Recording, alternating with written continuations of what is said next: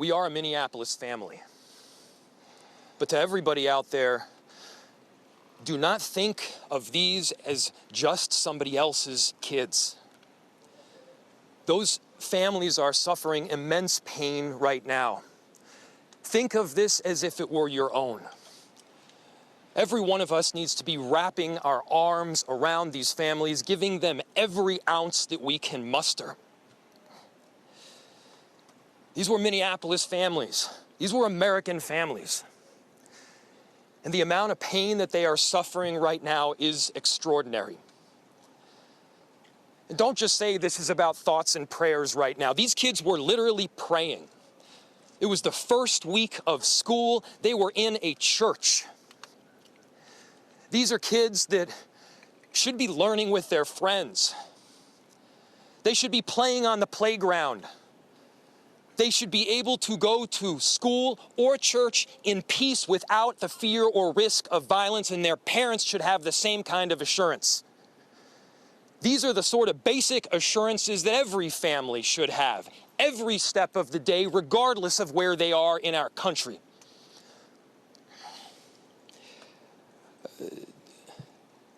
I'm so deeply saddened, and I'm so sorry to the families that I know are suffering right now. My ask is to everyone, stand by them. Love them. These families have forever been changed, and we've all been changed with them. We need to do everything possible to support them through this time. We have a family resource center that has been set up.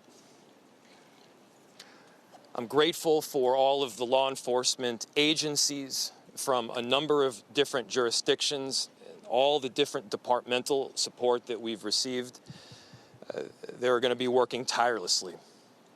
There's also a family resource center that is being set up as we speak to make sure that we're there for everybody. Again, to the families that are suffering, to those that have experienced loss, I'm so deeply sorry. We're going to be with you every step of the way. We love you. This kind of act of evil should never happen, and it happens far too often. The chief will provide additional details. My name is Brian O'Hara, B-R-I-A-N, O''H-A-R-A. I am the Minneapolis Police Chief. Earlier today, just before 8:30 a.m., our city experienced an unthinkable tragedy. Minneapolis police officers responded to a report of a shooting at a mass that was happening at the Annunciation Roman Catholic Church on the block behind me. This worship service was marking the first week of school for children that are attending the Annunciation Catholic School. During the mass, a gunman approached on the outside on the side of the building and began firing a rifle through the church windows towards the children sitting in the pews at the mass. Shooting through the windows, he struck children and worshipers that were inside the building.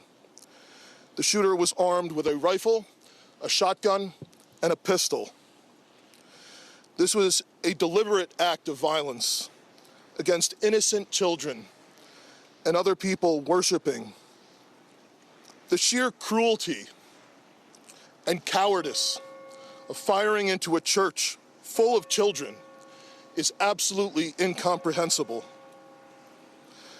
Police officers from the Minneapolis Police Department immediately responded, entered the church, and attempted to provide first aid and rescue some of the children that were hiding throughout the building, while other first responders came and EMS responded to rush victims to nearby hospitals. 2 young children, ages 8 and 10, were killed where they sat in the pews. Their parents have been notified. 17 other people were injured, 14 of them being children. 2 of those children are in critical condition. The coward who fired these shots ultimately took his own life in the rear of the church. Our hearts are broken for the families who have lost their children, for these young lives that are now fighting to recover, and for our entire community that has been so deeply traumatized by this senseless attack. We will stand together to protect our children, our schools, and our houses of worship. This deliberate act of violence is just a sign of cruelty that is beyond comprehension. Our hearts are broken for everyone that's been affected by this tragedy. As we begin the difficult path of healing, I want the community to know this, that even in the face of such evil, the Minneapolis Police Department and all of our law enforcement partners stand with our community. We stand with these families and with this parish. We will continue to be here for you. With that, the investigation is obviously in its preliminary stages, and I will attempt to take some questions to provide further information. Chief, what can you tell us about the suspect in this case? How old was he? Any kind of motivation? Any notes or any other information that were left behind? So we were looking, the question was, what can be said about the shooter? We believe it is one suspect, a sole shooter. We believe he is deceased. He is in his early 20s, does not have an extensive known criminal history, and we are looking through information left behind to try and determine some type of motive. Yeah. How many kids attend the school? How many kids at the school? How many children? I don't have an exact, the question was how many children at the school. There were dozens of children inside the mass at the time. I don't have an exact count. The children have been relocated into the school, which is where their families are reunifying with them. Other than the shooter, other than the weapons, Reg. Other than the weapons, was the shooter a student, former student? Was he a former employee? Do we know that? The question was, do we know if the shooter was a former school employee or a former student? We don't have that information. Did you leave anything behind other than the weapons? Either like a note? There's a vehicle. The question was anything left behind? There's a vehicle that we believe that the suspect used that is being searched, and we will be conducting other searches related to this. Where was it parked? Inside the parking lot here. There was some neighbors who said that the door to the church had been barricaded. Yep. Is that correct? So the question was, neighbors had said that the door to the church had been barricaded. The shooter approached on one side of the church building, and on that side, at least two doors, it appears there had been like a 2x4 placed. So not all of the doors around the building, but on the side where the shooter did fire. And on the outside. On the outside, yes. Were there any explosives that were found? The question was there any explosives? There were reports of that. There were no explosives or improvised devices that we found. I do believe there was one, I guess you would call it a smoke bomb, like not an explosive, but a sort of a firework that would release smoke. And which side of the building? North, south? The side that is closest to us, here, on this side, yep. Was this incident related also at these nearby homes? I don't have specific information on that I can release. Gunshot wound, the suspect? The question was, is he dead from a gunshot wound? The answer is yes. We believe he took his own life in the parking lot. Was this outside or both inside that he was shooting?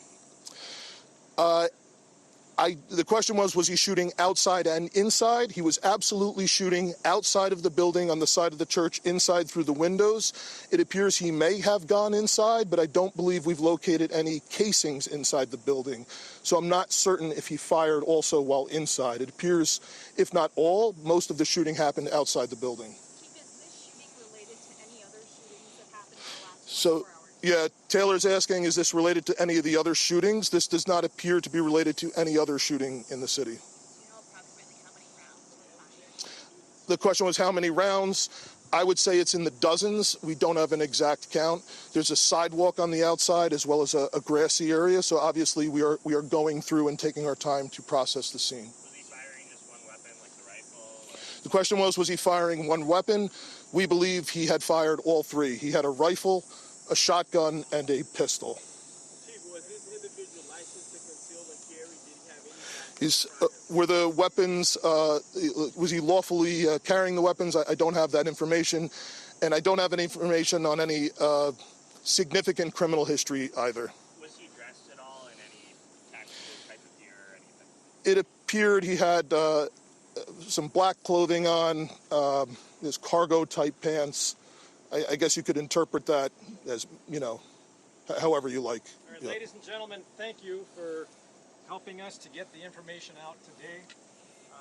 We have a lot No more work questions? that needs to be done. We will return back later today to provide more details as they become available, and we'll let you know how you can know about that in the moments to come. Thank you.